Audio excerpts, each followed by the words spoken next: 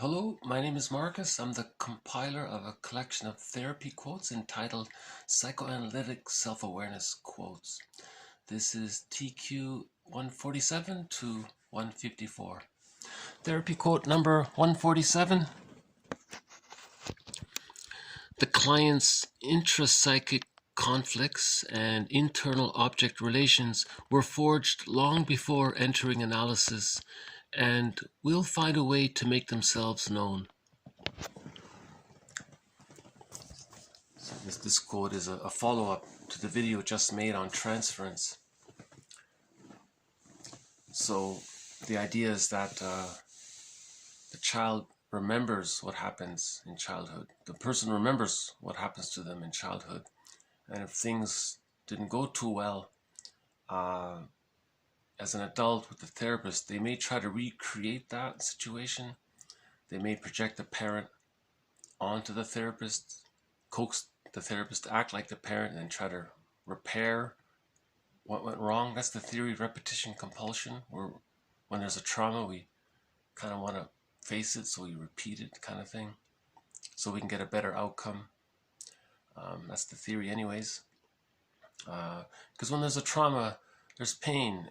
So if we can create a new narrative. So the therapist is there, like as explained in the last video, the therapist is there to create a more complete, coherent, more embodied, more richer, more useful, adaptive narrative to what happened in childhood. Right? Understanding the parents, understanding his needs, how he responded to his wishes, and what he does to avoid awareness of it all, to try to create that narrative, and that helps heal. That's called the transference interpretation. Or the client may have identified with the parent. That's called identification with the aggressor, and then projects his wounded self onto the therapist, and then treats the therapist the way his parent treated him. So he's being the parent, doing to him what was done to him. That's called a negative magic gesture, as described in TQ 148. There exists a psychic mechanism called negative magic gesture. It is the unconscious dramatization of how the individual had not wanted to be treated in infancy. So this phrase has come up several times already up to this point. It's basically the identification with the aggressor. Doing to others what was done to you, to communicate what was done to you. That's called a negative magic gesture. Bergler has a thing called a positive magic gesture. If someone is excessively kind and caring to others, maybe like too much at their own expense, like the codependent maybe is like that. They're trying to communicate what they needed, what they wanted, that they didn't get. You see, that's called a positive magic gesture. Right.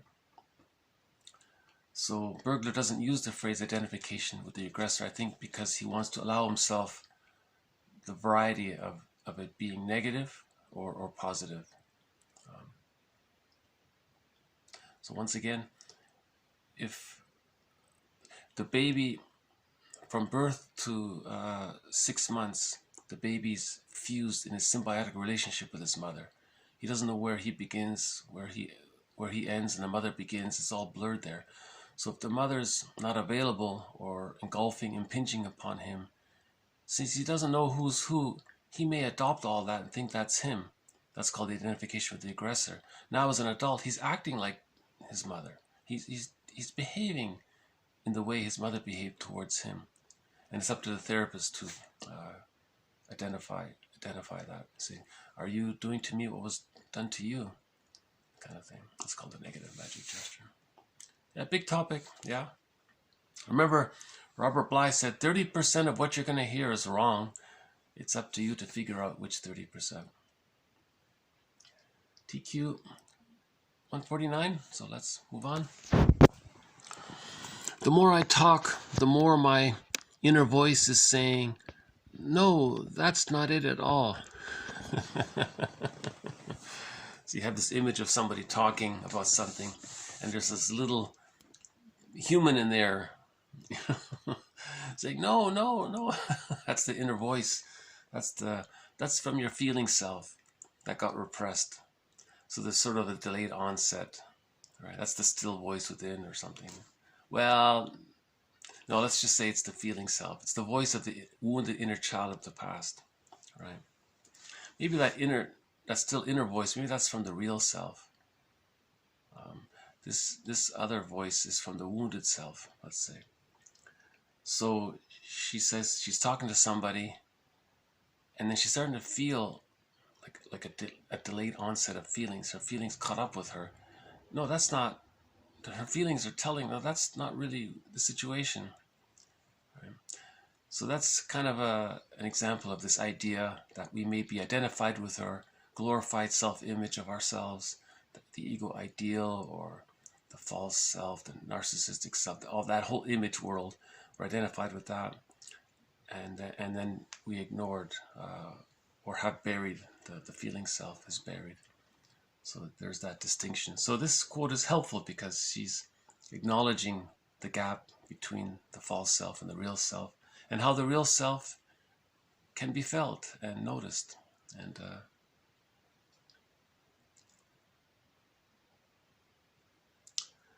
okay, next one is 150. Bion described the schizoid client's attack on linking in their thought processes. The client attacks cause and effect and other associative phenomena. Attacks on links deny dependence. So here's the theory that in trauma, the person's thought processes can be a little bit fragmented. It's not word salad, but it's sort of a maybe sentence salad or phrasal salad. He'll make a phrase or a sentence, and within that phrase it makes sense. And all of a sudden there's another phrase or sentence, and that in of itself makes sense, but it doesn't make sense, but the two don't seem to be related or linked. You see, so there's a tax on linking. He says that's a symptom of trauma. And he says ultimately it's because the person is denying dependence. He's calling this the schizoid pattern. The schizoid pattern, you know, that's the person. Remember Karen Horney? She says we move away from people, towards people, or against people. This is the moving away from people to deny dependence. So the baby just gives up. I can't trust mother. She's too chaotic. I have to withdraw. That's the schizoid pattern. And he thinks that if the thoughts are coherent and consistent, it's like he's depending on his thoughts. It's like he's trusting his thoughts. He's going to trust the other person, or he's going to trust himself. No. He's going to break all that up. He's going to attack the links. So links related to cause and effect, links related to maybe some kind of sequential understanding of something. He's going to break all that. That's a symptom of, or that's an expression of the schizoid pattern, which in of itself is a symptom of trauma. So we had Bromberg before talking about the various after effects of trauma. He called it the shadow of an emotional tsunami. He called trauma an emotional tsunami, and there were after effects of it, or the shadow of it. And he had this whole long list of phrases about it. And this, I think we can add to it, attacks on linking. So you're not really so you might not really understand what the person, like you understand little parts of what he's saying, but he's purposely, or he's unconsciously not wanting you to really follow him. He doesn't want you to be dependent on him, maybe, or he's saying, and that's a negative magic gesture. Don't be dependent on what I'm saying, because I couldn't depend on mother. So I'm telling you that I don't want you to depend on me, or something like that. Again, Robert Bly, 30% of what you're going to hear. Okay, this is sort of one of those edgier kind of theories. You know, there was a slogan, I think, by an organization that was promoting breastfeeding. It said, breastfeeding is a public good. And I think one of their ideas was if the mother's breastfeeding, she's aware of what the baby's needing. She's more in tune, she's more connected with the baby, so she knows what the baby's needing, so she can provide for that. So the baby can have his dependency needs met. If the bottle is used instead, maybe the mother's more detached and can't, see, that's the schizoid phenomenon. Maybe it's more detached, and then so the mother can't be attuned, so then the baby can't trust the mother. You see, so and the theory is that can be expressed in the way a person thinks and talks. He calls it a taxon linking. It's out there. It's an imaginative theory. Speaking of breastfeeding, 151.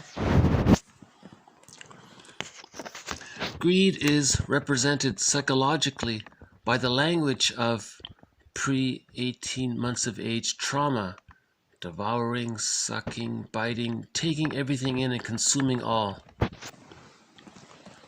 So I'm trying to build up to a future video on the difference between greed and envy. The theory is they both stem from that time from birth to 18 months where the child and the mother are one. It's a two-person psychology. And if the theory is if there's trauma, the child may grow up to become greedy, to say that his mother was greedy, engulfing, devouring, impinging upon, helicopter mother, all that. So maybe he identified with the mother, who, from the baby's perspective, was greedy. Or maybe they're saying the child got some support, didn't get enough, and is desperate to get enough.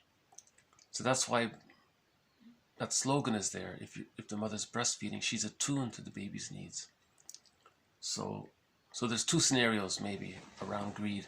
One is that the child didn't get fed properly, and now when he's older, he wants to get fed properly. So he's greedy as a repetition compulsion of the trauma of that. Or maybe he's identified with the aggressor. Second scenario is he identified with the aggressor, the mother, who was greedy towards him, and he's acting that out. So is greed more the first scenario or the second scenario? Anyways, it stems from this birth to from birth to the age of 18 months. That's the theory. As distinguished from envy, the child doesn't have any concept that he's able to get, so he attacks the good. You see, greed is taking it all in. Greed is attacking the good. So greed sees the good and wants it all. Envy says, there's the good, I want nothing to do with it, destroy it, right? Or hurt it, or criticize it, or, if you see something that's good, say it's no good. You see a good performance, a good dancer, it wasn't a good dance, something like that. You can't even appreciate the beautiful dance that you just saw, or something. Or the football guy caught the ball. That wasn't a good catch. You don't even enjoy his wonderful catch, or something. Okay, so more on the distinction between greed and envy for future videos. Next is 152. It is this verdict of reality that makes the work of mourning so painful. So I thought this was a good follow-up to the theory of splitting. Remember the previous videos? Splitting precludes mourning. Why was the splitting there? To deal with the pain. So if we're going to mourn, we got to face the pain to heal the splits. So that's why mourning is so difficult. It's ultimately liberating, but initially it's painful, right? The truth will upset you free, right? So the truth is, why was the splitting there? Why didn't the splitting defense mechanism get resolved? Why does the person still need to use that splitting defense mechanism when the psyche wants to heal the splits? But the psyche, there's resistance to it. Was it that bad? So we got to face the pain of why the baby needed to keep that defense mechanism of splitting. He may have needed it in the beginning for a little while, but by the age of 3, it shouldn't be there anymore. It's we call it whole object relations. The part representation of the rejecting mother and the part representation of the satisfying, gratifying, loving mother. Those two images are meant to come together to form a whole object, right?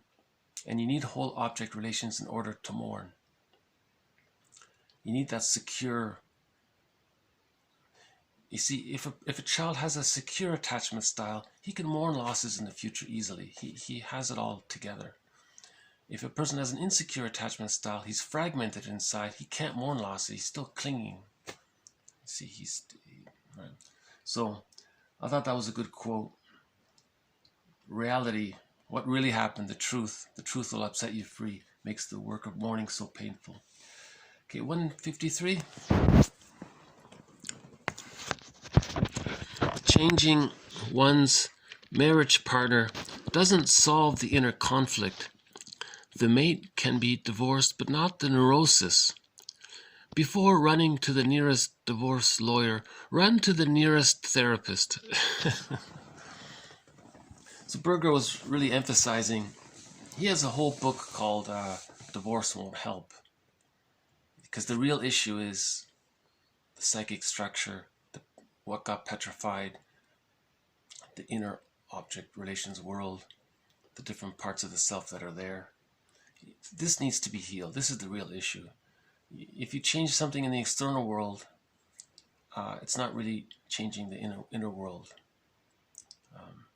So he's saying the focus is focus inward, look inward, heal the inner world, and you can save your marriage. Right? Because if you change your partner, the broken record's still there. It's going to replay again in some form or another. So I like Bergler. He has these direct sort of way of speaking. Before running to the nearest lawyer, run to the nearest therapist. Okay, so one last one, a short one. The greatest wisdom in man consists in knowing his follies. So that was a good little quote to end this collection on. So just to be aware of our limitations, to be aware of that we're using defense mechanisms, that be aware of how our feelings take time. It takes time for our feelings to catch up with our consciousness. Our feelings are, there's that delayed onset of feelings. Just to be aware that there's that. Or if there's attacks on linking, if we're saying something and then a sentence later we're saying something else, and what's the connection between the two? So there's attacks. It's just to be aware of our follies. We find our humanness in our follies. We find our humanness in our humanity. Right?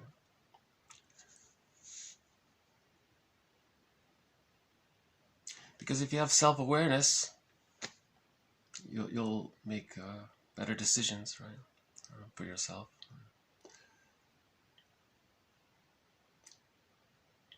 Okay, so I'll just do like a very quick zip through, and I'll end it there.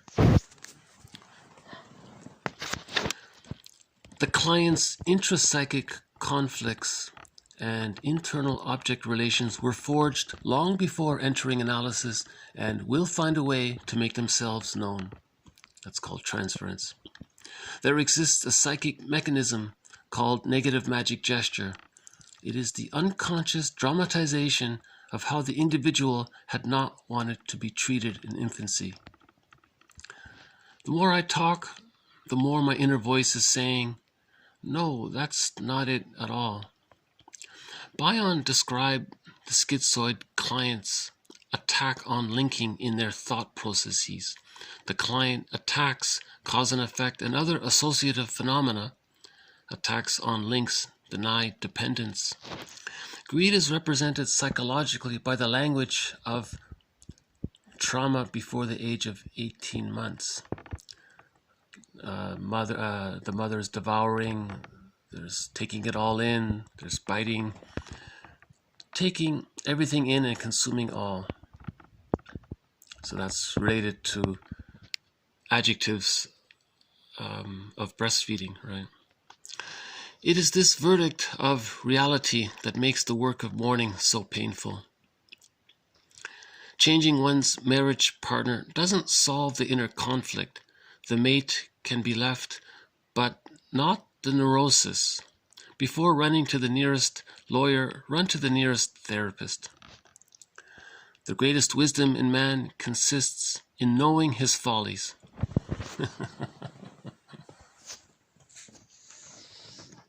See, if you know your follies, you feel safer with having them. That's where the humor comes from. You know, remember the previous video, the benign violation of humor? The first part, there's the folly, but you're not aware of it. And the second part, you're aware of it, and then you can laugh. So if you're aware of your follies, that mechanism of humor takes place. Remember the first part of the joke, we don't know what's going on, there's tension. And then in the second part of the joke, you know what's going on, you have the conclusion to the joke, and you feel better because you have the knowledge. And then we laugh, right? So similar with the person, know your inner first parts, and that knowing of them is the second part, right? Something like that.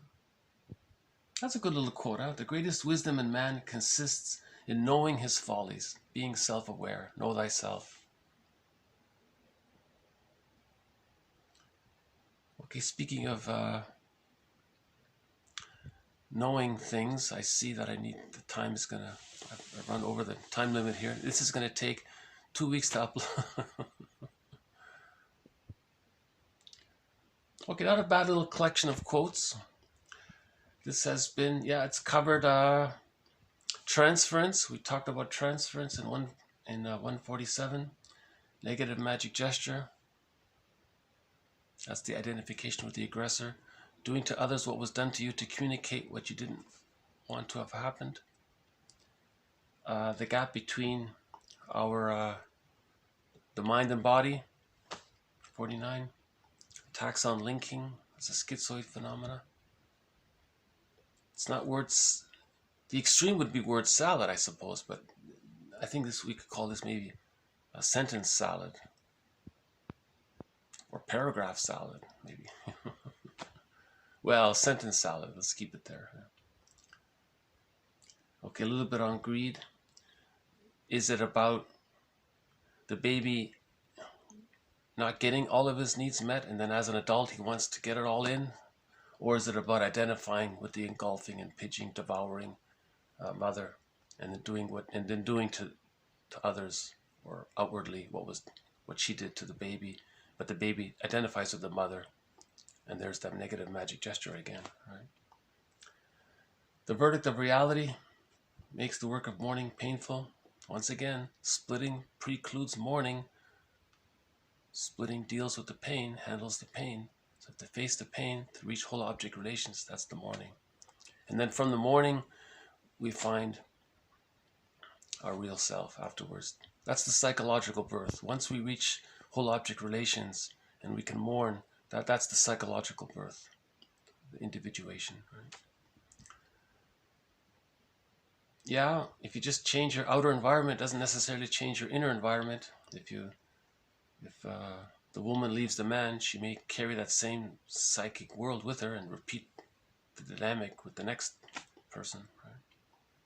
Run to the nearest, before running to the nearest lawyer, run to the nearest therapist. Hopefully a psychoanalytically minded therapist.